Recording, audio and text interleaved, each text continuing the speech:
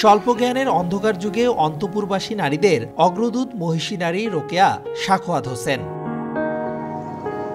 ধ্বংসের পথে বাস্তুভিটা গবেষণা কেন্দ্র সহ রোকেয়ার সব স্মৃতিচিহ্ন।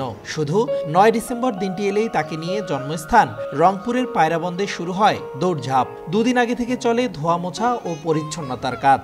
দিনব্যাপী চলে সভা, সেমিনার, বক্তৃতায় রোকেয়ার বন্দনা। পরিত্যক্ত বেয়ারিশ কোনো ভবনের মতো রোকেয়ার জন্মস্মৃতি ধরে রাখা বাড়ি ও আতুর ঘরের এক একটি ইট খুলে নিয়ে যেতে যেতে ধ্বংসাবশের কিছুটা রক্ষার চেষ্টা হয়েছে ৩% এই সীমানা প্রাচীর ঘিরে দেওয়ার মাধ্যমে। এর পাশেই রোকেয়ার স্মৃতি ও গবেষণা কেন্দ্র গড়ে উঠলেও তাকে নিয়ে কোনো গবেষণাই হয়নি এখানে। সেই সাথে মহিষীর সাহিত্যকর্মের অনেক কিছুই সংরক্ষিত নেই গ্রন্থাগারে। আমরা যে প্রতিষ্ঠানকে এদেশের সাহিত্য সংস্কৃতির অভিভাবক প্রতিষ্ঠান হিসেবে মনে করি বাংলা একাডেমি, সেই বাংলা একাডেমি কিন্তু বেগম রোকেয়া স্মৃতি কেন্দ্র পরিচালনা করে। তাদের লাইব্রেরিতে যদি আপনি দেখেন তাহলে আপনি পর্যাপ্ত কিন্তু রোকেয়ার উপরে বই তো পাবেন না, এবং নারী সম্পর্কে দেশি বিদেশি যে বই, সে বইও সংগ্রহ কিন্তু তাদের কাছে নাই। অর্থাৎ যে প্রতিষ্ঠানটা আলো জ্বালানোর কথা ছিল এবং এদেশের নারী সমাজকে পথ দেখানোর কথা ছিল, সেই প্রতিষ্ঠানটাই আজকে অন্ধকারে আর কি। আমাদের নতুন মহাপরিচালক মহোদয় তিনি খুবই আন্তরিক, তিনি নিশ্চয়ই রোকেয়াকে নিয়ে তার ভাবনা তুলে ধরবেন মন্ত্রণালয়ের কাছে, এবং এই স্মৃতিকেন্দ্র খুব শীঘ্রই হয়তো যে কাঙ্ক্ষিত যে স্বপ্ন আমাদের এই স্মৃতিকেন্দ্র নিয়ে, সেটির পথে আমরা আরও এক ধাপ এগিয়ে যাব।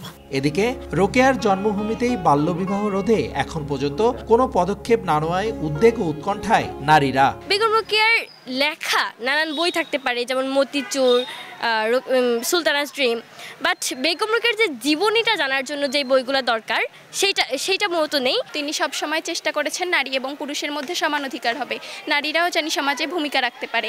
তো সে দিক থেকে নারীদের আমাদের স্কুলে অনেক সময় দেখা যায় যে অল্প বয়সে বিয়ে হয়ে যায়। টিচারদের চোখের আড়ালে যারা বিবাহ দিচ্ছে তাদের তো আমরা কিছু করতে পারছি না, তবু আমাদের যতটুকু সামর্থ্য আমরা সবাই মিলে সহযোগিতা করে জানি আর এরকম ভালো বিবাহ না হয়। তবে অন্ধকারের মধ্যে রোকেয়ার নামে অসংখ্য শিক্ষা প্রতিষ্ঠানের সঙ্গে গড়ে উঠেছে এই বিশ্ববিদ্যালয়, কিন্তু রোকেয়ার জীবন, সাহিত্যকর্ম ও কোনো কিছুকেই স্থান দেওয়া হয়নি। এমনকি স্থায়ী একটি প্রতিকৃতিও নেই তার, আছে নাম ভুলের তকমাও।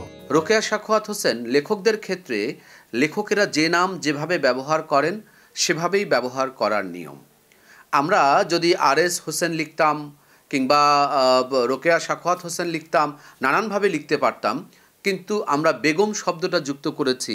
রোকেয়া সাখোয়াত হোসেন কখনোই বেগম শব্দটা যুক্ত করেননি, বরং এই বেগমজনিত যে বৈশিষ্ট্যের ভেতর দিয়ে নারী সমাজ এগিয়ে যাচ্ছিল, রোকেয়া সাখোয়াত হোসেন ছিলেন তার বিপক্ষে।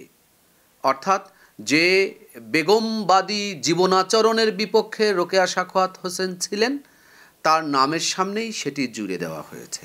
রোকেয়া সাখোয়াত হোসেনের নামে অবকাঠামোগুলোতে জীবন দর্শন চর্চা ও গবেষণার সুযোগ সৃষ্টির মাধ্যমে উপমহাদেশের নারী জাগরণের এই অগ্রদূতকে প্রকৃত সম্মান প্রদর্শনের দাবি উঠেছে সব মহলে। রেদওয়ান হিমেল, সময় সংবাদ, রংপুর।